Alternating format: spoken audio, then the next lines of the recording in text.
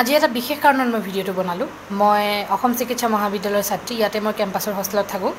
আজি মই বজাৰ গৈছিলোঁ থানা চাৰিআলি। আহোঁতে মই টেম্পুত উঠিলোঁ। উঠাৰ পিছত মোৰ উঠাৰ আগতে অলৰেডি এজন মানুহ বহি আছিলে, বৃদ্ধ মানুহ। তাৰপিছতে আৰু এজন ল'ৰা উঠিলে দেই, মই মাজতে বহিলোঁ মানে ধুনীয়াকৈ আহি আছোঁ। তাৰপিছতে সি অলপ অহাৰ পিছতে তাৰ মানে হেৰিটো অলপ মই বেলেগ পালোঁ আৰু তাৰপিছত মই নিজে ভালকৈ বহিলোঁ যাতে একো ক'ব লগা নহয় আৰু একো নকওঁ বুলি ভাবিছিলোঁ। তাৰপিছত অলপ আহি পল্টন বজাৰ বুলি কয় যিখিনি জেগা ডিব্ৰুগড়ৰ, সেইখিনি জেগাত বৃদ্ধ মানুহজন নামিলে গাড়ীৰ পৰা। তাৰপিছত মই একদম চাইডলৈ আহি পেলাই বহিলোঁ। তাৰপিছত ল'ৰাজনে গাড়ীখন আকৌ চলিলে, গেটলৈ আহি আছে, AMC গেটলৈ। তাৰপিছত সি লাহে লাহে মোৰ ওচৰলৈ আহি আছে। তাৰপিছতে মই যিমান পাৰোঁ কাষত বহিছোঁ। তাৰপিছত সি হাতখন চিটত থ'লে, চিটত থৈ পেলাই মোৰ ভৰিত হাতটো লগাই আছে। তেতিয়াতো এক্সট্ৰিম হৈ গ'ল। মই ভাবিছোঁ ইয়াকতো একো নকৰে নহ'ব। মই ভাবিলোঁ মানে গেট পাই লওঁ, তাৰপিছত বজাম আৰু। তাৰপিছতে গেট পোৱাৰ লগে লগে মানে গেট নাপাওঁতে সি মোৰ পিঠিত হাত দিলে, ডাইৰেক্ট পিঠিত হাত দিছে মানে।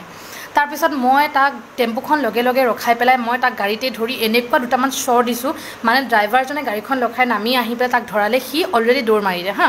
তাৰপিছতে কি হ'ল, সেইখিনিতে ল'ৰাজন অলৰেডি দৌৰ মাৰিছে। মই ইমান চিঞৰি চিঞৰি কৈছোঁ তাক ধৰক ধৰক, মানুহে বাৰু ধৰিব নোৱাৰিলে, মানুহৰ গাতো সিমান ভুল নাই। সি অলৰেডি বাগানৰ ফালে পলাই গ'ল। তাৰপিছতে এজন পুলিচ বিষয়া ইউনিফৰ্মত আছে, তেওঁ তাতে বহি আছে, গাড়ী ষ্টাৰ্ট দি পেলাই, বাইক ষ্টাৰ্ট দি বহি আছে, কাৰোবাৰ লগত কথা পাতি আছে। মই গৈ পেলাই তেওঁক ইমান ৰিকুৱেষ্ট কৰিলোঁ যে প্লিজ প্লিজ ব'লকচোন, মই আংকল আপোনাৰ লগত যাম, তেওঁক ধৰক, সি মোক এনেকৈ গাড়ীত অসভ্যালি কৰিছে। তেওঁ মোক কি ক'লে গম পায়নে? মই কিয় যাম, মই এনেকৈ কিয় যাম? তেওঁ উত্তৰটো সেইটো, কোন হয় তুমি, কোন হয়? মোক সি উল্টাই প্ৰশ্ন সুধিছে। সি বুলিয়ে কৈছোঁ, ক'বলৈ বাধ্য হৈছোঁ। এয়া আমাৰ পুলিচ প্ৰশাসন, ডিব্ৰুগড়ৰ পুলিচ প্ৰশাসন এনেকুৱা। মানে আমি যদি এই প্ৰশাসনৰ ওচৰতে যদি আমাৰ কোনো মানে মূল্য নাইকিয়া, তেনেহ'লে অন্য মানুহবিলাকে কিয় সাহ নাপাব?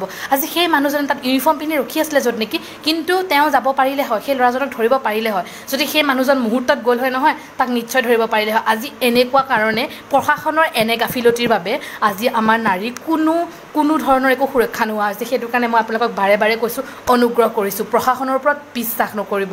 আজি মই মোৰ হাতে হাতে প্ৰমাণ পাইছোঁ, মই নিজৰ সন্মুখত প্ৰমাণ পাইছোঁ। এজন ইউনিফৰ্ম পিন্ধি থকা পুলিচ বিষয়া, মোৰ চকুৰ আগত তেওঁক মই হাতযোৰ কৰি ৰিকুৱেষ্ট কৰিছিলোঁ, কিন্তু তেওঁ মোৰ কথা নুশুনিলে, মোক উল্টাই প্ৰশ্ন কৰিলে। মই এনেকৈ কিয় ধৰিম তেওঁক?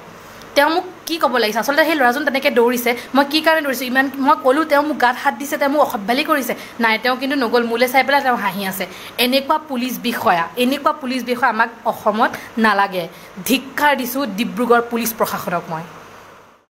Don't forget to like, share, and subscribe to East Mojo. For any queries, put them down in the comments section below and press on the bell icon for notifications.